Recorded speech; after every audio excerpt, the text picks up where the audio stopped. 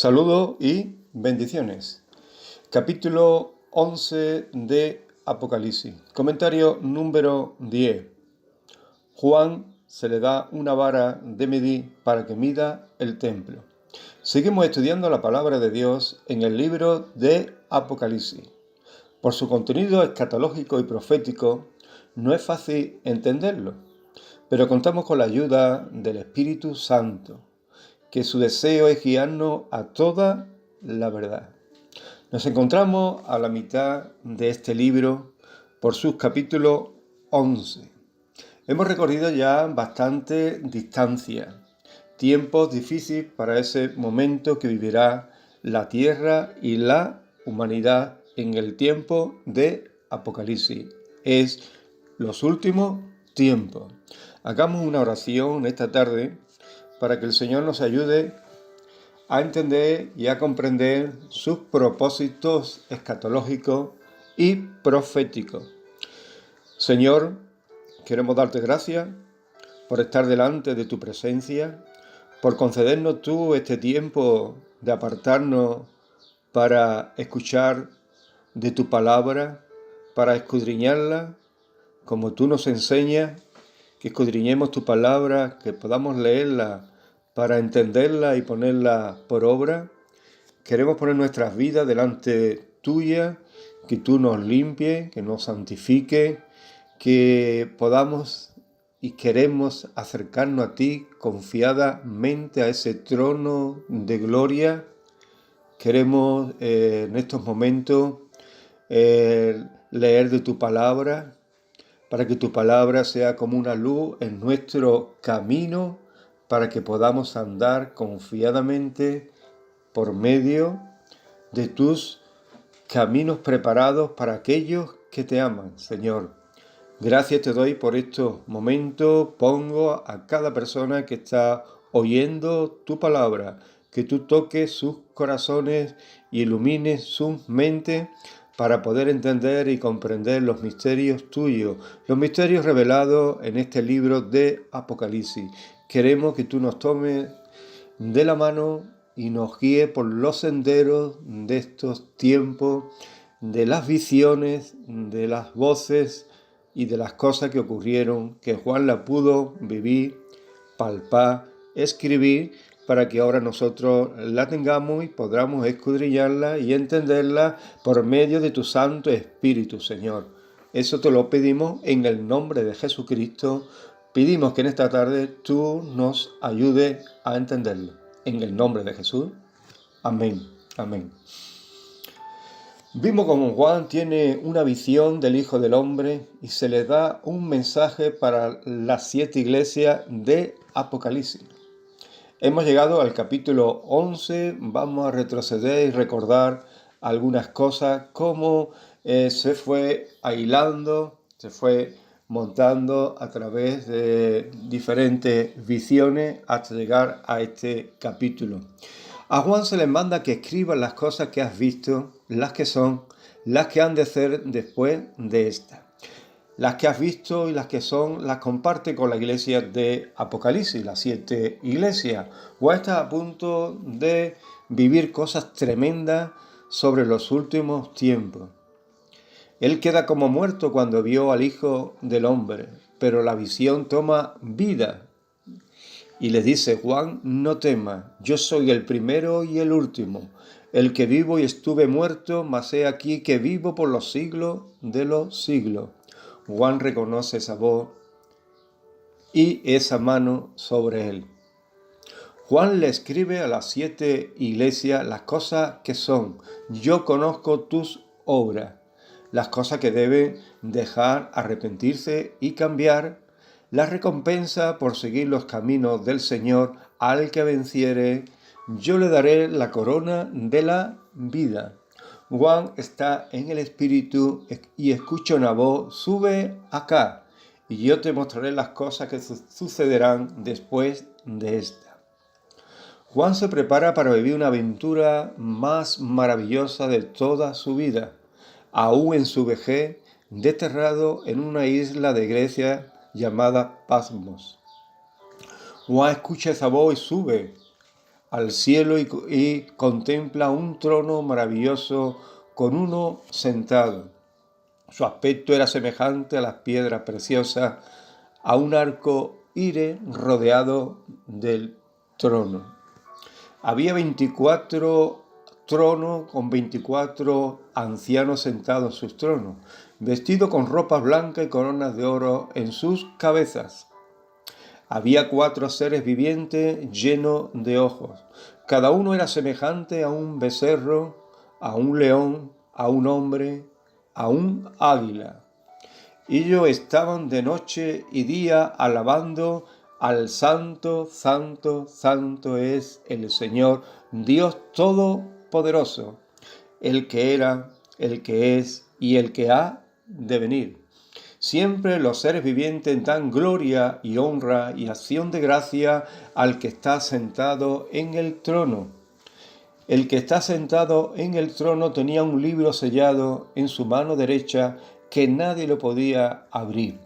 Juan, cuando se entera de eso, empieza a llorar hasta que fue hallado uno que era digno de abrir el libro y desatar los 7 sellos.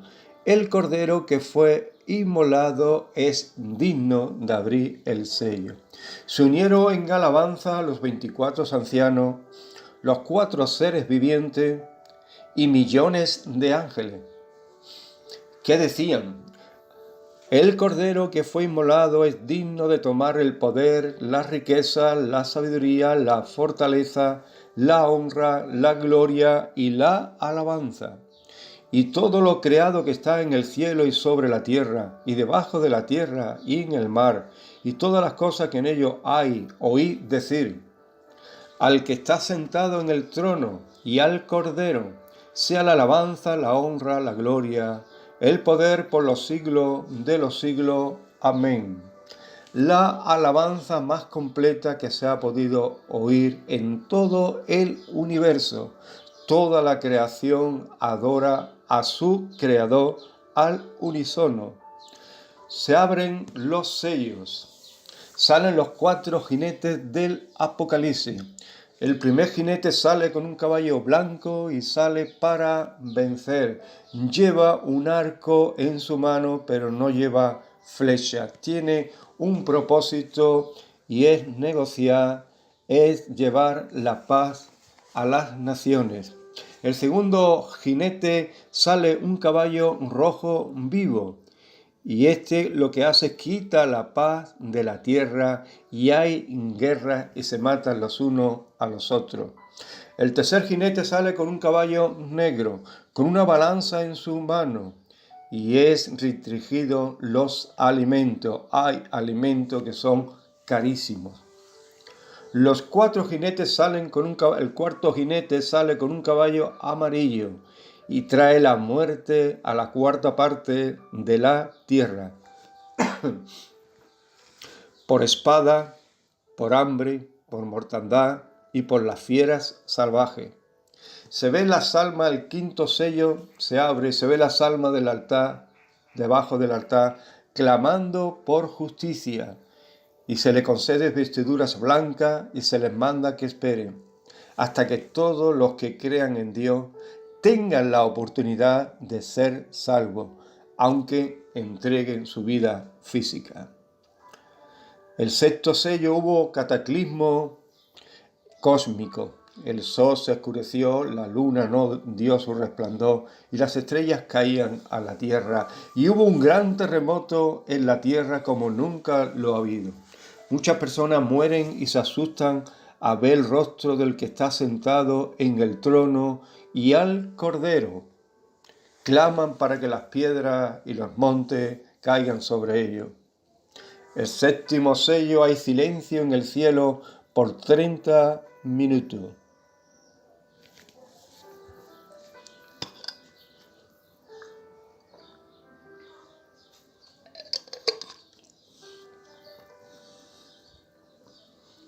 Un silencio aterrador.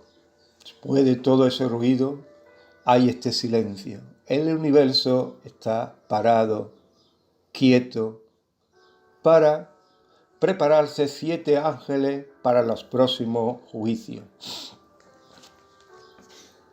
Hay un espacio abierto, una pausa, y son escogidos 140.000 de las tribus de Israel y son sellados para vivir todo este tiempo de la gran tribulación.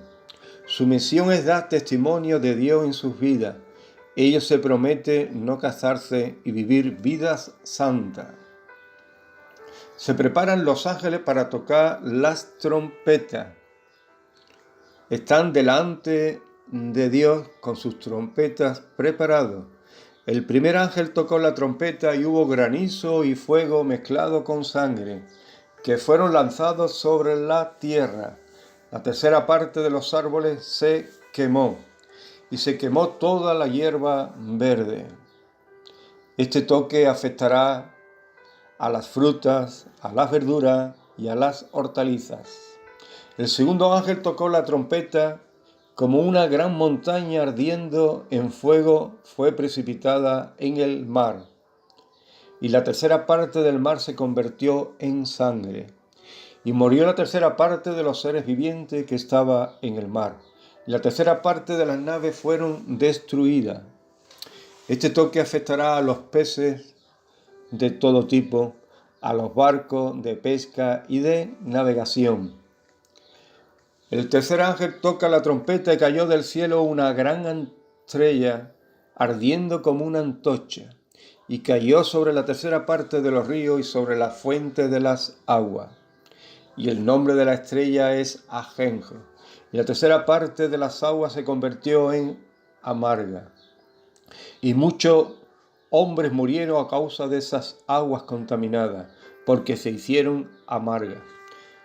Este toque afecta a las aguas dulces que se contaminaron y murieron mucha gente por causa de las aguas.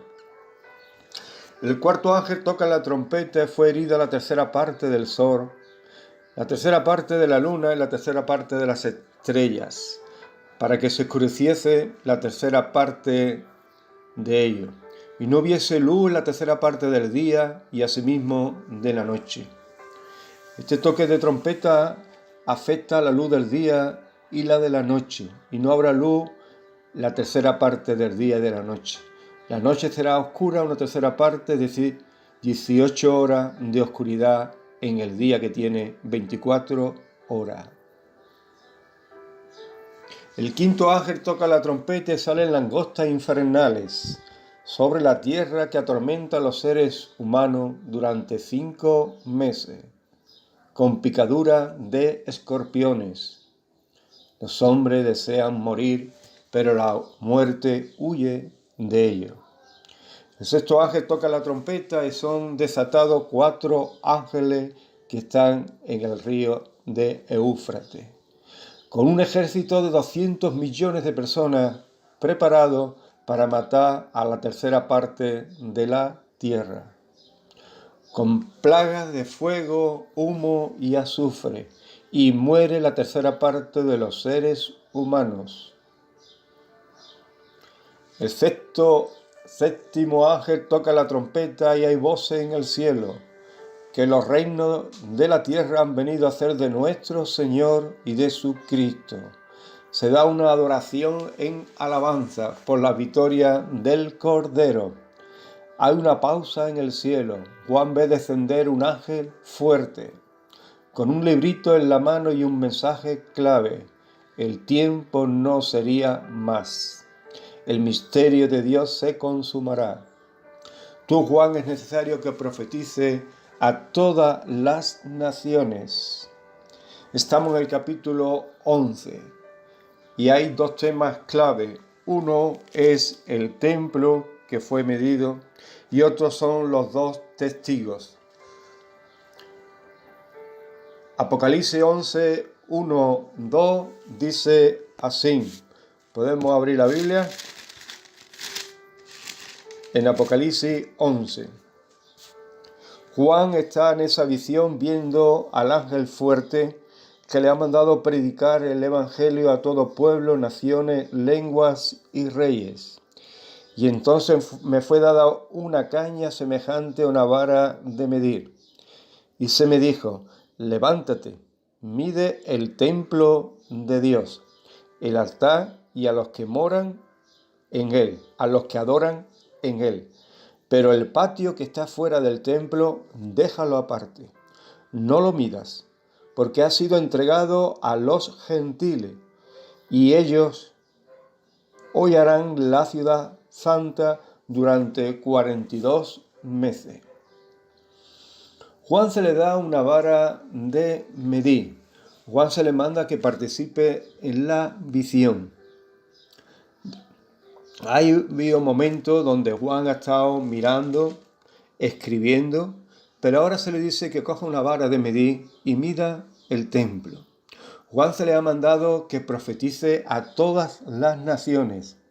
Recuerda que hay 140.000 sellados de las tribus de Israel, judíos. El ángel fuerte sigue hablando a Juan y les manda.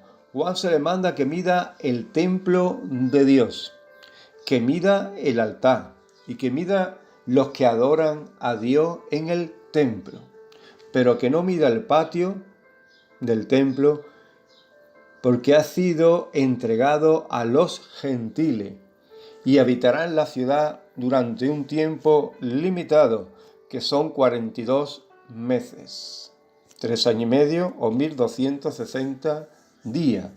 Ezequiel tiene una visión parecida, 43. En visiones de Dios me llevó a la tierra de Israel. Recuerda que Ezequiel fue llevado a Babilonia como esclavo, y allí en Babilonia Dios le da una visión a través de un ángel. Y dice así, en visiones de Dios me llevó a la tierra de Israel, y me puso sobre un monte muy alto, sobre el cual había un edificio parecido a una gran ciudad, hacia la parte sur. Me llevó allí y he aquí un varón cuyo aspecto era como aspecto de bronce. Recuerda que este tenía los pies como columna de bronce. Y tenía un cordel de lino en su mano y una caña de medir, y él estaba a la puerta. Se menciona de forma especial la presencia de un templo judío, que en ese periodo habrá sido reconstruido y estará nuevamente en funcionamiento. Comentario de la escuela bíblica con relación al tercer templo en Jerusalén, que todavía no está, pero que se piensa que esté. Pensad en que los judíos pueden volver a reedificar su templo en Jerusalén parece algo imposible en el día de hoy. Es verdad que en la actualidad muchos judíos ortodoxos sueñan con esta idea, pero el lugar está ocupado por la cúpula de la roca, que según la tradición musulmana fue el lugar desde el que Mahoma ascendió al cielo y es por lo tanto considerado el tercer lugar sagrado para el mundo islámico.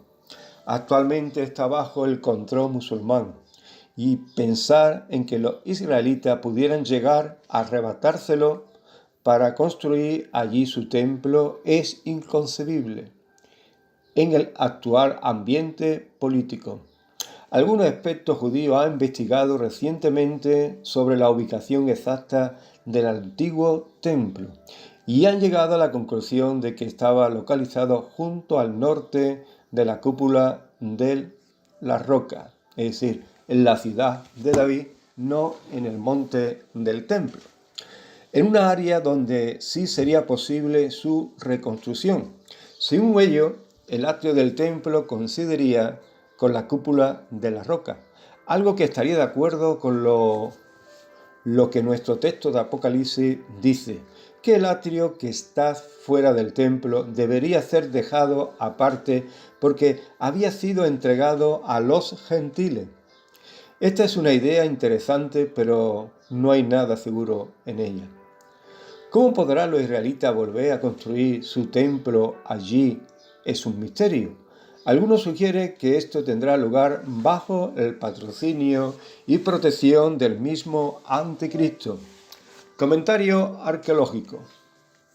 Investigaciones arqueológicas serias se ha descubierto que el templo de Salomón no estaba en el lugar donde se da por sentado que estuvo y donde se levanta hoy día el domo de la roca, sino a unos cuantos metros de allí, lo cual facilitaría que Israel edifique su templo sin necesidad de que se derroque el domo de la roca. Más aún, el domo de la roca en su posición actual quedaría en el patio de los gentiles.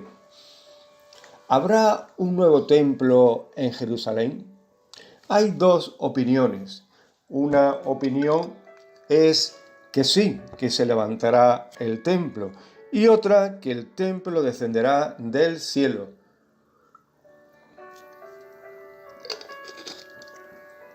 Si se edifica el templo de Jerusalén o no se levanta el templo en los últimos tiempos, si es literal, si es simbólico, si es alegórico, si es histórico, si viene del cielo, si es relacionado con la iglesia o con Jerusalén, hay diferentes opiniones dentro del mundo evangélico de este pasaje, Apocalipsis 11, 1 y 2. La figura literaria está en las páginas de la Biblia. Como en toda literatura, Jesús usó mucho la parábola, que es una narración con el propósito de dar una enseñanza espiritual. Por ejemplo, una de ellas son las 10 vírgenes, sobre las lámparas encendidas y el aceite. Y en ella encontramos una gran enseñanza que el mismo Jesús la dijo. Velad pues, porque no sabéis el día ni la hora en que el Hijo del Hombre ha de venir. El símbolo es una figura retórica que constituye y utiliza un objeto real para referirse a algo espiritual o imaginario, o simplemente para evocar otra realidad. Es decir, quita todo el sentido de lo literal, simboliza la Jerusalén o la iglesia. La alegoría es una figura literaria o retórica que representa un concepto o idea por medio de imágenes metafóricas, alusivas para transmitir algo diferente a lo expresado. Es decir, aquí cambia el sentido al texto y llega a esa conclusión de iglesia o Jerusalén. Histórico es un evento que ya pasó, es una fecha determinada. Aquí cambia el sentido del texto ya pasado, anula totalmente el texto. Literal es tomar el texto tal como lo expresa. Es lo que expresa el texto literalmente. Habla de medir un templo, de medir un altar y de medir a la gente que están adorando en el templo.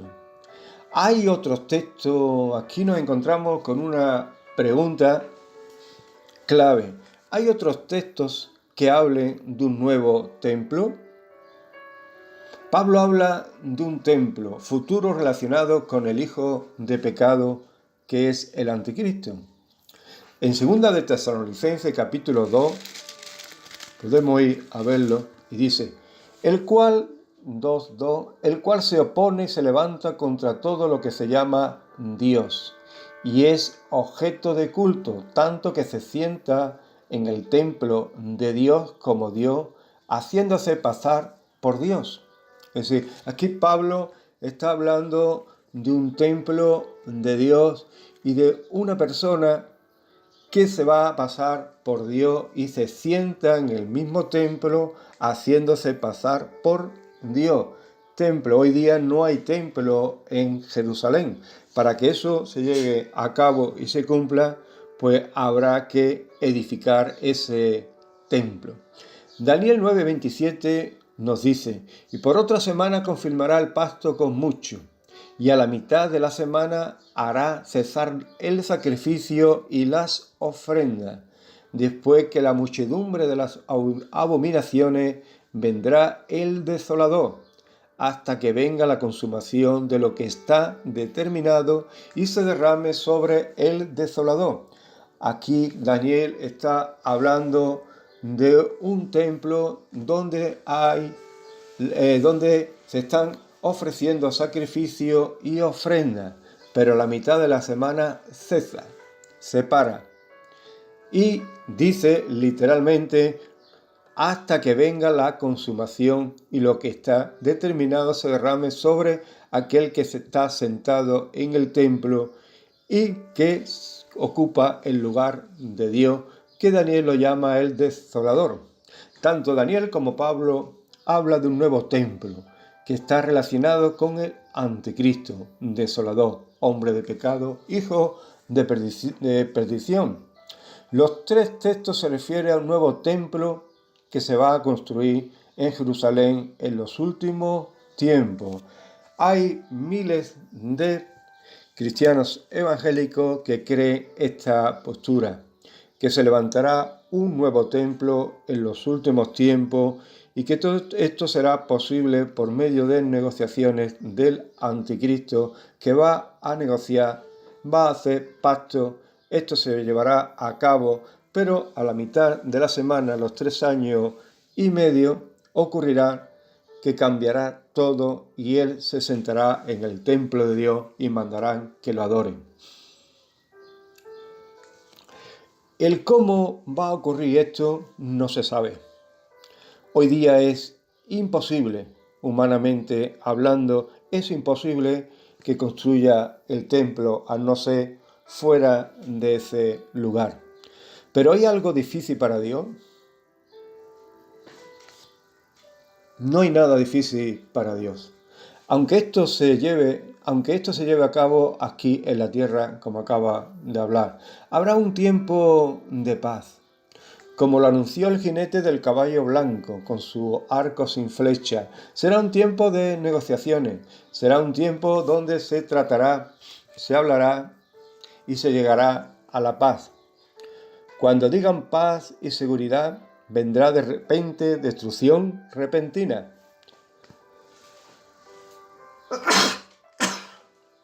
Habrá paz en el mundo.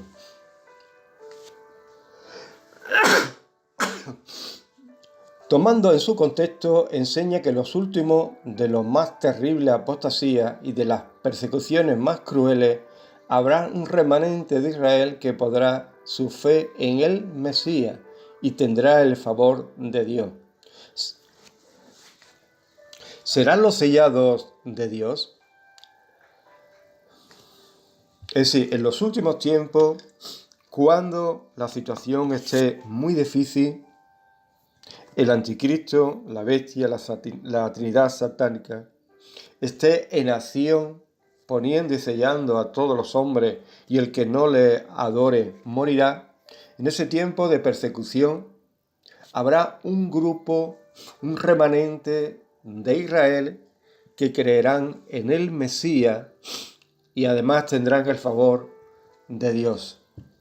¿Serán estos los 144.000? Comentario bíblico.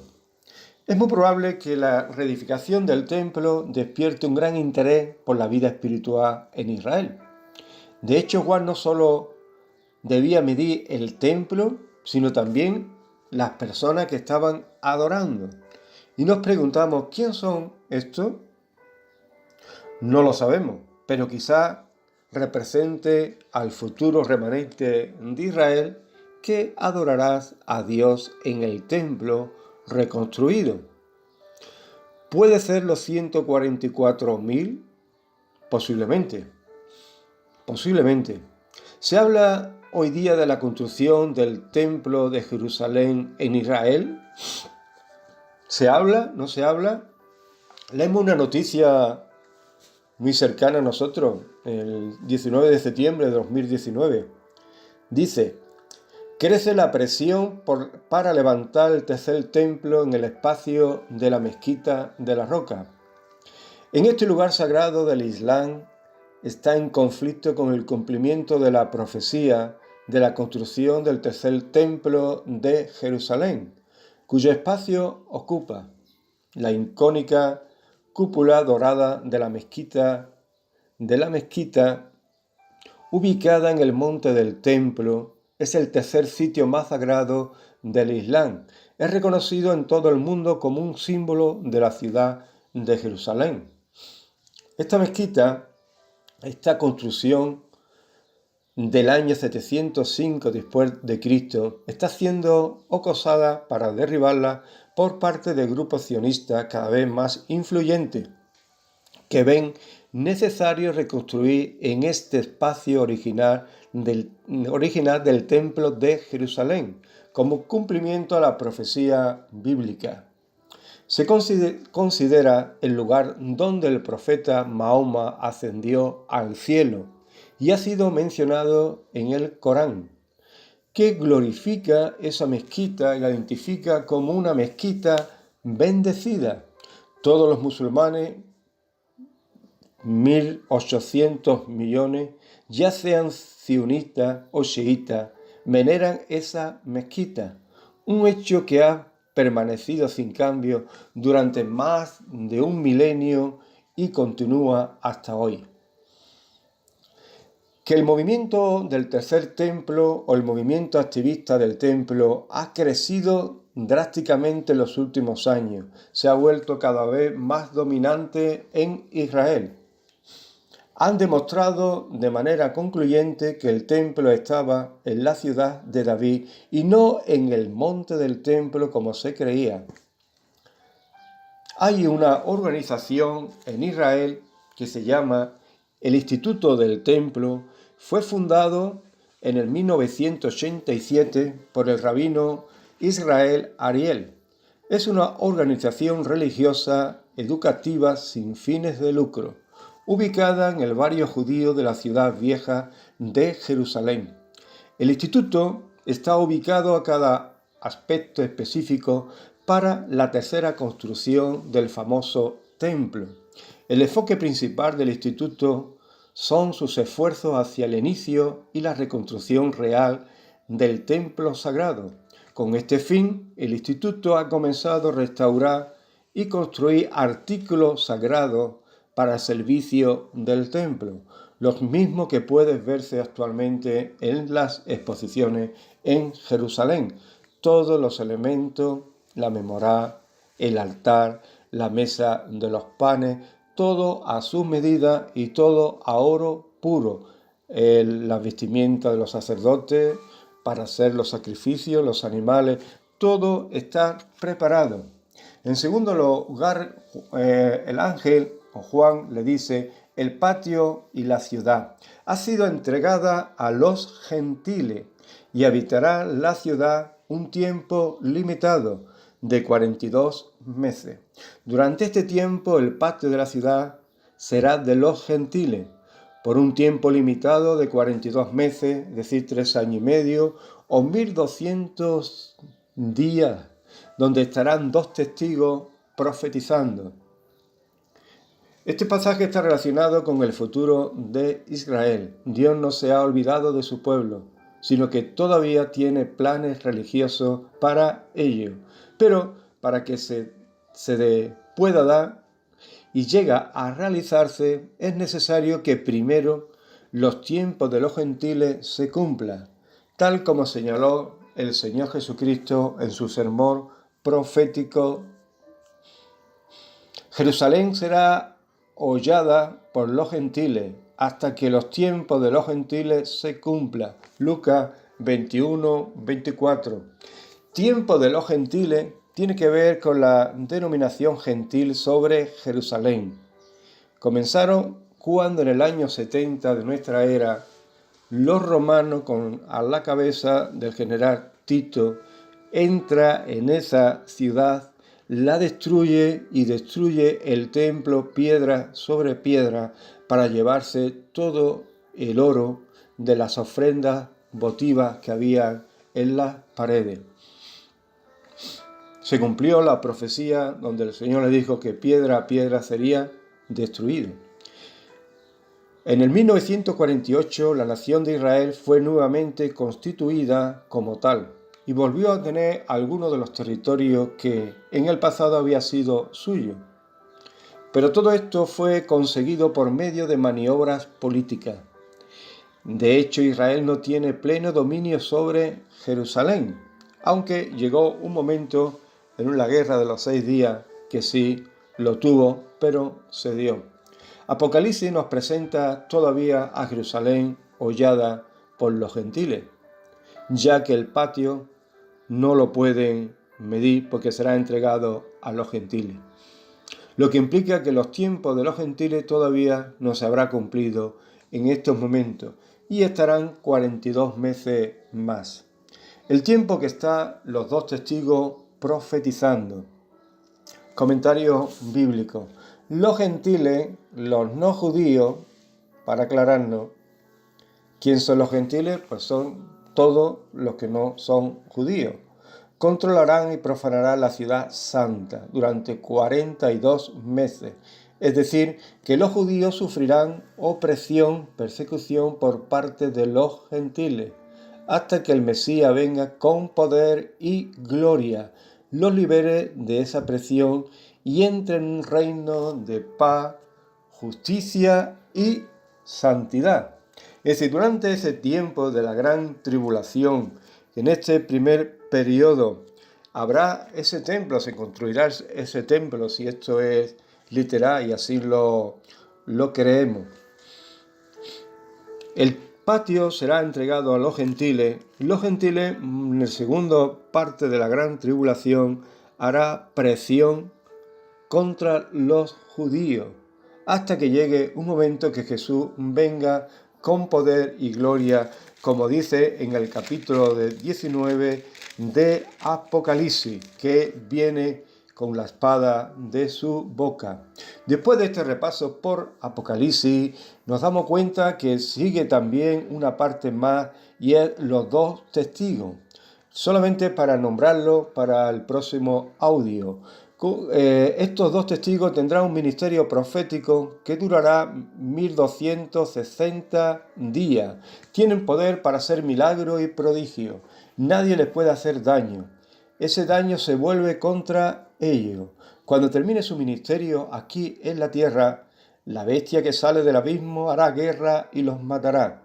Sus cadáveres estarán expuestos en Jerusalén durante 3 días. Todo el mundo lo verán. La gente se alegrarán que muriera estos dos testigos de Dios. Después resucitarán y subirán al cielo. Habrá un gran terremoto y murieron 7000 personas. Las demás se aterrorizaron, creyeron en Dios de los cielos. Después de este repaso de Apocalipsis, Juan ve el templo, lo mide el altar, mide a los que adoran. Vemos que será un tiempo difícil, tiempos complicados donde nunca se ha enfrentado la humanidad, mucho más que los de ahora. Pero Jesús te promete paz con Dios y paz interior. Mi paz os dejo, mi paz os doy. Yo no la doy como el mundo la da. Recuerda que Apocalipsis no fue escrito con el propósito de asustar a nadie, sino avisarnos de las cosas que han de venir. Por eso en esta tarde, querido oyente, amigo que me está escuchando, quisiera ofrecerte, como dice las Escrituras, la salvación de tu alma. Dios piensa en ti, Dios te ama, Dios desea perdonarte todos tus pecados, darte la salvación y la vida eterna, recibiéndote como hijo suyo. Solo tienes que creer en Jesús, es Dios, y será salvo. En este día es día de salvación. Aprovéchalo y te vas a alegrar toda tu vida. Para ti, hermanos, que me suele escuchar y seguir en estos audios, quisiera recordarte la promesa de la iglesia de Filadelfia. Por cuanto has guardado la palabra de mi paciencia, yo también te guardaré de la hora de la prueba que ha de venir sobre el mundo entero. Esa hora de prueba Dios te guardará para probar a los que moran sobre la tierra. Gracias y muchas bendiciones. El que tiene oído, oiga lo que el Espíritu dice a las iglesias.